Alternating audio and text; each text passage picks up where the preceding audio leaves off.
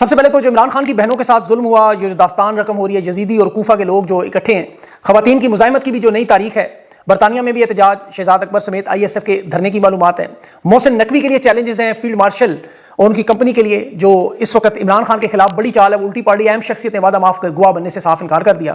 تحریک پاکستان اور بیرون ملک اوورسیز پاکستانی 1000 پاکستانیوں کو پاکستان لانے کا معاملہ، اور جنوری کے جو 15 دن خاموشی کے بعد جو معاملات ہیں، افواہوں کا بازار گرم ہونے جا رہا ہے اور ساتھ سڑکیں بھی گرم ہونا، تحریک انصاف سے رابطے بھی کیے جا رہے ہیں، مذاکرات کے نئے TORs بھی بنائے جا رہے ہیں، عرب دنیا کی جو کشیدگی ہے اس میں امریکہ بھی کود پڑا ہے، نیتن یاہو بھی اسلامی ممالک سے اتحاد بنا رہے ہیں، اور یہاں پاکستان کا معاملہ کس طرف جا رہا ہے۔ لیکن چونکہ سال کا آخری دن ہے اور اس میں آپ کو حوصلہ، امید، طاقت اور زمینی حقائق بھی بتانے ہیں۔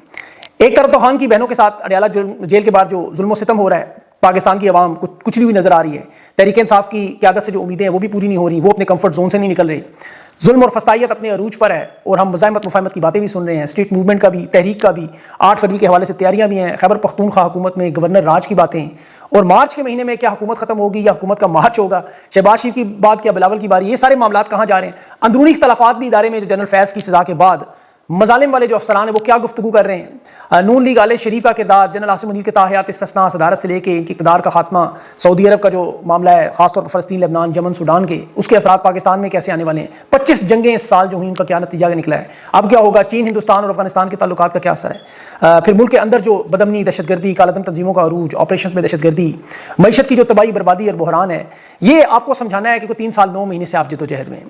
اب سال چونکہ ختم ہو رہا ہے، یہ ساری تفصیل آپ کو ریکیپ کرنی ہے آپ کے مائنڈ میں۔ سب سے پہلے یاد رکھیں، آپ لوگ فاتح ہیں، آپ خدا پہ یقین کریں، آپ لوگ جیتے ہوئے، سر اٹھا کر چلیں، فخر سے چلیں کہ تاریخ کے درست سمت پر کھڑے ہونے پر اللہ کا شکر ادا کریں کہ اللہ نے آپ کو حق اور باطل کا اس مارکے میں حق کے ساتھ کھڑا کیا ہے۔ آپ کسی یزید کی بیعت نہیں کر رہے، سر نہیں جھکا رہے، آپ کوانٹٹی کو نہ دیکھیں، کوالٹی کو دیکھیں، ظلم کو نہ دیکھیں، ثابت قدمی کو دیکھیں، آپ جبر کو نہ دیکھیں، صبر کو دیکھیں۔ یہ ہر ایک کے نصیب میں نہیں ہے، خدا کی قسم ہم 100 دفعہ بھی پیدا ہوں تو ہم وہ کربلا کے ان لوگوں کی قدموں کی خاک بھی نہیں۔ علیمہ خان کل کہہ رہے ہیں جس نے جانا ہے جائے، امام حسین اسلام مقتل میں جانے سے پہلے جمع کر کے چراغ بجھا کر کہہ رہے تھے جس نے جانا ہے وہ جائے، میں کسی کو روکوں گا نہیں۔ یہ جنت کا سردار کہہ رہے تھے کہ جنت کی فکر نہ کرو، جنت تو تمہیں ملے گی، شفاعت ملے گی، اتنی بڑی گارنٹی تھی۔ چراغ بھی بجھایا کہ شرمندہ نہ ہو، چراغ جلایا تو سب موجود۔ ہم لوگ تو ان کے قدموں کی خاک بھی نہیں ہے، میں نظریے کی بات کروں تاکہ آپ اس نظریے کو سمجھ سکیں، کرداروں کے ساتھ خدا نخواستہ کسی کو نہیں جوڑنا۔ کوفہ میں 18,000 خطوط تھے امام حسین علیہ السلام کے، بیعت کرنے والے 40,000 تھے کہ ہمارے پاس کوئی امام نہیں، آپ تشریف لائیں، ہم یزید کو قبول نہیں کریں۔ یہ بالکل ایسا ہی ہے کہ جیسے 9 اپریل کو بھی لاکھوں پاکستانی سڑکوں پر تھے، میں نے اپنی آنکھوں سے دیکھے، سب کور کیا۔ کوفہ میں بھی جب حضرت مسلم بن عقیل پہنچے تو 18,000 لوگوں نے تو ان کے ہاتھ پر اسی وقت بیعت کر لی، لیکن جب عبداللہ بن زیاد آیا، مساجد میں اعلان ہوئے کہ جو حسین کا ساتھ دے گا قتل ہوگا، گھر جلائیں گے، بچوں کو قید کریں گے، فوجیوں سے کہا سرکاری اناج بند کریں گے، تنخواہیں بند کریں گے، نوکریاں بچاؤ، تحفظ بند کریں گے، پھر خزانے کے منہ کھولے، اشرفیوں کے منہ کھولے، تو 18,000 لوگ جو صبح تک تھے، رات کی تک سب غائب ہو گئے۔ نماز مغرب حضرت مسلم بن عقیل اکیلے پڑھی، کوفہ کے لوگوں نے دروازے بند کر لیے۔ آج لیکن شرم اور ذلت کا ایک تانا ہے، اور کربلا میں جو ساتھ دینے والے تھے، مزاحمت کی، انکار کی، ایسی مثال ہے کہ ہم جب بھی کہتے ہیں ڈٹ جاؤ حسین کے انکار کی طرح، یہ آسان نہیں ہے۔ اس معاملے کو اس لیے سمجھنے کی کوشش کریں کیونکہ آپ سوچتے ہوں گے دل میں کہ 3 سال 9 مہینے گزر گئے، آج دسمبر کی 31 ہے، ایک آدمی صاحب ہمیں بتاتے رہے پورا سال، وہ خان تو قید میں ہے، بہنوں کے ساتھ ظلم بھی ہو رہے ہیں، تحریک انصاف کی قیادت بھی بستروں سے نہیں نکل رہی، ظلم اور فسطائیت بھی عروج پر ہے، یہاں مزاحمت مفاہمت کی باتیں بھی ہو رہی ہیں، اسٹریٹ موومنٹ بھی ہو رہی ہے، خیبر پختونخوا کی اتنی تگڑی حکومت بھی ہے، مارچ میں کہہ رہے ہیں حکومتیں بھی ختم ہوگی۔ کاظمی صاحب ہمیں پورا سال آپ بتاتے رہے، تفصیل بتائیں کہ بلاول آئے گا، یہ شہباز ہے، میں نے آپ کو خبریں بھی ساتھ ساتھ دے رہا ہوں، یاد رکھیں۔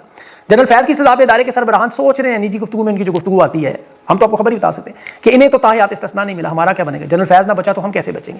میں دیکھیں آپ کو حقیقت کی وہ سوچ بتا رہا ہوں۔ نون لیگ تو آل شریف تو دسترخوان پر اقتدار کی جو بچی کچھ ہڈیاں وہ چننے میں مصروف ہے۔ جنرل عاصم منیر کی جو استثناء صدارت، یہ جو معاملہ ہے انٹرنیشنل معاملات میں ظاہر ہے، اس میں غزہ میں فوج کا بھیجنے کا معاملہ، اب ان کے اقتدار کا معاملہ بھی انہی چیزوں سے جڑا ہوا ہے۔ لبنان میں، سوڈان میں جو معاملات ہیں، وہاں پھنس کر یہ کمزور ہوں گے۔ پھر ہندوستان، افغانستان، چین بھی آپ کو پتہ ہے بہت بڑے معاملات 2026 میں ہیں، بدامنی، دہشت گردی بھی ہے۔ اب یہ ساری چیزیں آپ کے ذہن میں ریکیپ لا رہا ہوں۔ اور معیشت، ہاں سوری میں معیشت کو بھول گیا کہ معیشت میں تو جس طرح سوویت یونین کے خدا نخواستہ ٹکڑے پاکستان کے اللہ نہ کرے یہ معاملہ اٹھتا ہوا انقلاب جنریشن زی، یہ بھی چیزیں ذہن میں رکھنی ہیں، یہ بھی آپ اس پہ بھی بات کرنی ہے کیونکہ 3 سال 9 مہینوں سے یہی تو کر رہے ہیں، اور کیا کر رہے ہیں؟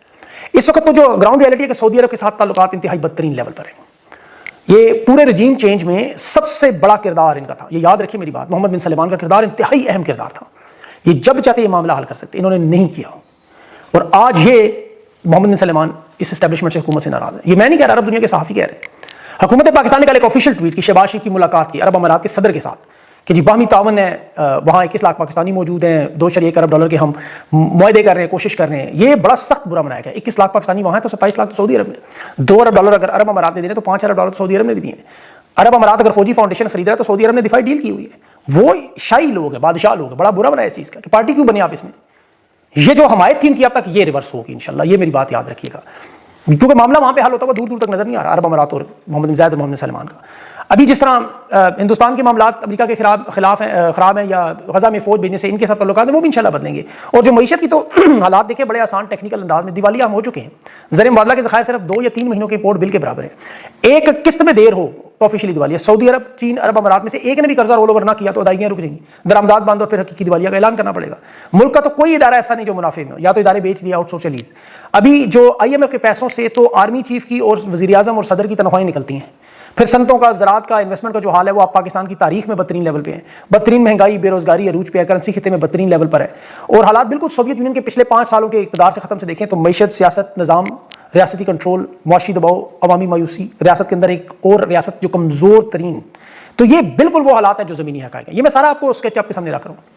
اب آپ لوگ 3 سال 9 مہینوں سے برداشت کریں سب کچھ۔ اب میں اس کی آپ کو تھوڑی سی اسلامی تاریخ سے بتاتا ہوں۔ 2 چھوٹے سے واقعات ہیں، ایک طائف میں، حجاز میں، غزوہ حنین کے بعد جو عرب کی دنیا کا بڑا مشہور قلعہ تھا طائف، یہاں مسلمانوں نے محاصرہ کیا تھا، نبی پاک صلی اللہ علیہ وسلم کی قیادت میں یہ غزوہ مطلب مارکا تھا، 25 سے 30 دن کا محاصرہ تھا اس غزوے کا۔ قلعے کے اندر سے بھی تیر مارے جا رہے تھے، صحابہ زخمی بھی ہو رہے تھے، شہید بھی ہو رہے تھے، اور شدید گرمی بھی تھی، خوراک تقریباً ختم ہو چکی تھی، صحابہ کے اندر شدید جسمانی اور ذہنی تھکان تھی۔ رسول اللہ صلی اللہ علیہ وسلم کے پاس گئے کہ ہمیں یہ محاصرہ ختم کرنا چاہیے، ہمیں واپس جانا چاہیے۔ رسول پاک صلی اللہ علیہ وسلم نے حکمت عملی اپنائی کہ فوری فتح کی بجائے محاصرہ اٹھا لیا۔ اب یہ بڑا عجیب معاملہ تھا اس وقت، لیکن وہ طائف والے نفسیاتی دباؤ میں آئے، رسول اکرم صلی اللہ علیہ وسلم نفسیاتی جنگ جیتے، طائف کے سردار خود مدینہ 1 سال بعد آپ کی خدمت میں بیٹھے ہوئے اسلام قبول کر رہے ہیں۔ وجہ طائف اکیلا رہ گیا، تجارتی راستے خطرے میں پڑ گئے، انہیں اندازہ ہو گیا اسلام کے بغیر ان کی بقا ممکن نہیں۔ اب اس معاملے کو جو میں نے پہلے کہا اس کے ساتھ جوڑیں، ان کی طاقت کا غرور ٹوٹا، ضد ٹوٹی۔ رسول اکرم صلی اللہ علیہ وسلم نے جو ان کا سب سے بڑا بت تھا لات، انہوں نے کہا اس کا کچھ عرصہ رہنے کا موقع دیں، ہمیں نمازوں میں نرمی دیں۔ آپ سب نے کہا نماز میں کوئی سمجھوتا نہیں، بت البتہ فی الحال چھوڑ دیتے ہیں، اور وہ پھر فتح مکہ پہ گرے۔ اس طائف میں رسول اکرم صلی اللہ علیہ وسلم کو پتھر مارے گئے، ظلم و ستم کیا گیا۔ یہ 1 سال بعد خود چل کر آئے اس شہر کے لوگ جنہوں نے آپ صلی اللہ علیہ وسلم کو لہو لہان کیا، 9 سال لگے اس معاملے میں، اور یہ ٹوٹل 20 سے 23 سال کی جدوجہد، 13 سال مکہ میں ظلم و ستم اور 7 سال مدینہ میں پھر دفاعی جنگیں ہوئیں، پھر جا کے فتح مکہ اور اسلام پھیلا۔ پھر خیبر کا محاصرہ، وہ ایک بڑی لمبی جدوجہد تھی، پورا 1 مہینہ خیبر کے قلعے میں مسلسل لڑتے رہے، سخت سردی تھی اس دور میں، خوراک بھی ختم، مسلسل جنگ سے تھکے بھی تھے، کئی دن ایسے آتے تھے فتح بالکل نظر نہیں آتی تھی۔ وہ قلعہ کمسوس جو امام علی نے فتح کیا مرحب والا، وہ آپ نے سنا سارا واقعہ، یہ بالکل اسی طرح بیت المقدس میں بھی فتح تھی، یروشلم میں، اس میں بھی اسی طرح مہینے لگے حضرت عمر کے دور میں۔ وہاں مسلمان جو تھے وہ شہر کے باہر ایک طویل عرصے تک بیٹھے رہے، سردی اس وقت بھی تھی، تھکن بھی تھی، مایوسی بھی تھی۔ پھر سلطان محمد فاتح نے جو مشہور محاصرہ کیا، اس کی بھی فوج کے بھی یہی حالات، وہاں بھی 800 سال پھر ناقابل فتح رہے۔ پھر قسطنطینیہ کا آپ کو پتہ ہے، جنگ خندق کا آپ کو پتہ ہے، مدینہ کا محاصرہ آپ کو پتہ ہے۔ یہ میں اس لیے بتا رہا ہوں کہ شدید سردی، بھوک، منافقین کی مایوسی، واپس چلو، چھوڑو، فائدہ نہیں، کچھ نہیں ہوگا، یہ میں ان باتوں کا جواب دے رہا ہوں۔ اسپین میں 800 سال مسلمانوں کی حکومت رہی ہے، اور یہ کم تعداد میں مسلمانوں نے بغیر ہتھیاروں کے یہ سب کچھ جیتا۔ یہ بتانے کا مقصد کیا ہے؟ دیکھیں کیوں میں بتا رہا ہوں۔ 78 سال کی تاریخ میں اسٹیبلشمنٹ نے حکومتیں بنائی، اقتدار بنایا، ملک میں گرائی حکومتیں، ریاست کے اندر ایک ریاست، ظلم کی، جبر کی تاریخ۔ تو ظلم کے خلاف تو جتنی دیر سے اٹھے لمبی قربانی ہوتی ہے، یہ سب جانتے ہیں۔ یہ لمبی جنگ کیوں کہتے ہیں؟ تو تھکن ایک فطری عمل ہے، کبھی کبھی وقتی مایوسی کا مطلب ہی ناکامی نہیں ہوتا۔ اصل فرق کیا ہے کہ آپ نے ہمت نہیں ہارنی اور آخری دن تک کھڑے، بڑے بڑے قلعے، بڑی بڑی جنگیں، یہ اس لیے نہیں جیتے کہ فوج بڑی تھی یا تگڑے تھے، مضبوط تھے، اس لیے کہ دفاع کرنے والے تھک گئے۔ آپ نے تھکنا نہیں ہے۔ عمران خان کیا کر رہا ہے؟ یہ پورے اس نظام کو حقیقی معنوں میں ختم کرنے کی کوشش۔ یہ جدوجہد جو خان کی جیل میں ہے، خان تو الحمدللہ محفوظ ہے، اس کی جان بھی محفوظ ہے، اس کے اوپر پریشانیاں ہیں، تکلیفیں ہیں، وہ برداشت کرنے کی اللہ نے اسے ہمت دی ہوئی ہے، طاقت دی ہوئی ہے، وہ کر رہا ہے۔ لیکن اگر آج عمران خان سمجھوتا کر لے، جیل سے رہائی کروا لے اور یہ ایک نیا الیکشن کروانے پر تیار ہو جائے، تو آپ کے خیال میں کیا 2024 کے فارم 47 سے وہ الیکشن مختلف ہوگا؟ یہ تمام نشستیں کہ آپ کی دوبارہ نہیں چھین لیں گے؟ پھر عمران خان کا یہ نظریہ، یہ جدوجہد، یہ تحریک، یہ قربانیاں کیا سب کچھ ختم نہیں ہوگا؟ پھر اگلے 200 سال تک آپ ایسٹ انڈیا کمپنی جس طرح برِ صغیر میں قابضین کے قبضے میں گزاریں گے۔ جنید صفدر کے بیٹے، بچے، بختاور، آصفہ، حمزہ شہباز، مریم نواز کے پوتے پوتیاں، یہ آپ کے وزیر اعظم اور صدر ہوں گے۔ جو کہانی 78 سال سے چلی ہوئی چلتی رہے گی۔ عمران خان اسی کو بدلنے کی کوشش کر، یہ قدرتی عمل ہے۔ عمران خان اس نظام کو بدلنے کے لیے، اسی لیے ان کی ڈیل پر، ان کی شرائط پر یہ نظام سے جیل سے باہر نہیں آ رہا۔ عمران خان کی تو دیکھیں مقبولیت 80% سے 96% پہنچ گئی، عوامی ووٹ بینک 8 فروری سے ڈبل ہو گئے۔ وہ سیاسی کھمبے جو خان کے ساتھ 8 فروری کو تو وہ اگلا الیکشن لڑے گا تو زیادہ مل جائیں گے۔ عمران خان کو تو یہ جو انتظار ہے، یہ جو صبر ہے، پھر یہ انٹرنیشنل تبدیلیوں میں عمران خان کی جو حکومت گرائی گئی جس میں وہ میر جعفر میر صادق تھے، وہ نہیں ہوں گے اب انشاءاللہ۔ اگر معاملات بدلے، یہ معاملات ختم ہوں گے تو پھر حقیقی معنوں میں وہ نیا پاکستان بنے گا۔ یہ ایکسرسائز شروع کرنے سے پہلے جسم کا درد ہے، وہ برداشت کرنا پڑے گا۔ یہ نیما خان جو ہر منگل کو ڈیالہ جیل آتی ہیں، انہیں بھی پتا ہے کہ عمران خان سے ملاقات نہیں کروائیں گے۔ آپ کو بھی پتا ہے، مجھے ہی پتا ہے۔ میں نے تحریک انصاف کی رہنما سے پوچھا کیوں نہیں جاتے بھائی؟ اس نے کہا کہ وہاں جانے کا فائدہ کیا، مار کھا کے واپس آ جائیں گے، جیل میں چلیں گے، فائدہ کیا؟ فائدہ کیا ہے میں آپ کو بتاتا ہوں۔ یہ نیما خان اگر منگل کو نہ جائے نا عمران خان سے ملنے، ان کے اوپر یہ ظلم و ستم نہ ہو، تو یہ معاملہ ختم ہو جائے۔ جس دن عمران خان کی بہنیں منگل کی ملاقات میں یا عمران خان کی جیل میں نہ جائیں، اللہ ان کو زندگی دے اور صحت دے، اس کے بعد اڈیالہ کے باہر آپ کو یہ معاملہ ختم ہو جائے گا۔ یہ پھر آپ کو نواز شریف والا یا بے نظیر کی طرح ہوگا، پھر خان کو ڈیل کرنی پڑے۔ ابھی ان کو پتہ ہے پورا پاکستان میرے ساتھ ہے، اسی لیے نیما خان کہتی ہے آپ لوگ تھک بھی گئے، ہم نہیں تھکیں گے۔ اس سسٹم میں ان کی چیزوں پر آپ نے مایوس نہیں ہونا. ہم لوگ مایوس جب ہونے کا سوچتے ہیں، علیمہ خان کی طرف نظر جاتی ہے، پاکستان کی ماؤں بہنوں بیٹیوں کی طرف دیکھتے ہیں، چھوٹے چھوٹے معصوم بچوں بزرگوں کو دیکھتے ہیں، ایک نیا عزم اٹھتا ہے. اڈیالہ جیل کی طرف نظر جاتی ہے، عمران خان ڈٹ کر کھڑا نظر آتا ہے، ایک دم توانائی آتی ہے، یہ ساری تھکاوٹ کمزوری یوں دور ہوتی ہے، ایک دم یہ مایوسی پریشانیاں یوں دور ہوتی ہیں. قرآن پاک کی 2-4 آیتیں سامنے آتی ہیں، سب کچھ ٹھیک ہوتا ہے. ان لوگوں کو سخت سردی میں ٹھنڈے پانی میں کیمیکل ملا کے اس کے پریشر سے دباؤ سے بچوں کو گرتے ہوئے دیکھتے ہیں، یہ حقیقی مجاہد نظر آتے ہیں. وہ میدان میں ہے، وہ شاید کھٹا کی کچھ عرصہ پہلے ٹانگ ٹوٹی پھر واپس آیا ہوا ہے، ان کے ساتھ بیٹھے ہیں. عمران خان کی تینوں بہنیں، بھانجی، بچے، نواسے نواسیاں گرفتار ہو رہے ہیں، مارے کھا رہے ہیں، ظلم و ستم کر رہے ہیں، وہ پھر آ جاتے ہیں. تو ہمیں کون سی تکلیف پڑی ہے پاکستانیوں کو؟ بھئی ہمارے گردنوں پہ کس نے تلواریں رکھی ہوئی ہیں؟ کون سا ابن زیاد ہمارے سامنے بڑا؟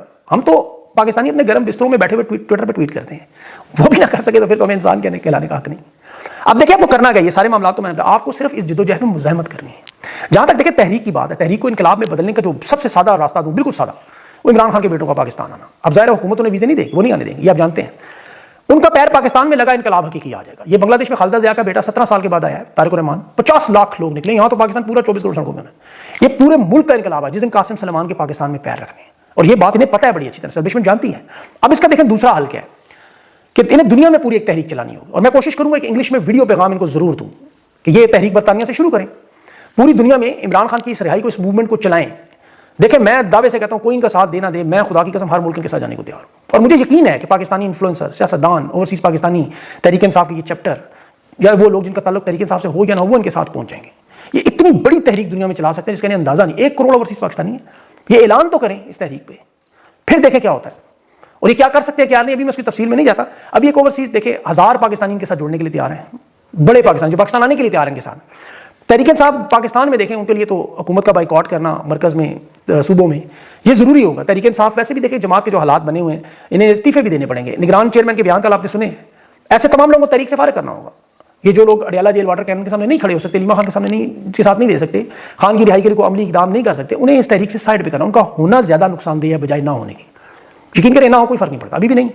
ان تمام باقی جو رہنمائیں نے میڈیا کا بائیکاٹ کرنا ہوگا. اس میڈیا نے دیکھیں سعودی عرب اور عرب امارات دنیا کی ٹاپ ہیڈ لائنز کا اس وقت ہے. آپ کو پاکستانی میڈیا میں نظر آئی کوئی خبر؟ آپ کو عمران خان کا کبھی نام نظر آیا، کوئی آواز نظر آئی، کوئی پیغام نظر آیا؟ یہ جتنے بھی پاکستان کے میڈیا کے اینکر صحافی جو روزانہ 8 بجے اپنی دکان کھولتے ہیں، ان میں سے کسی ایک کے اندر بھی اخلاقی جرت موجود ہے کہ وہ ادھر اڈیالہ جیل کے باہر جا کے علیمہ خان کا انٹرویو کرے؟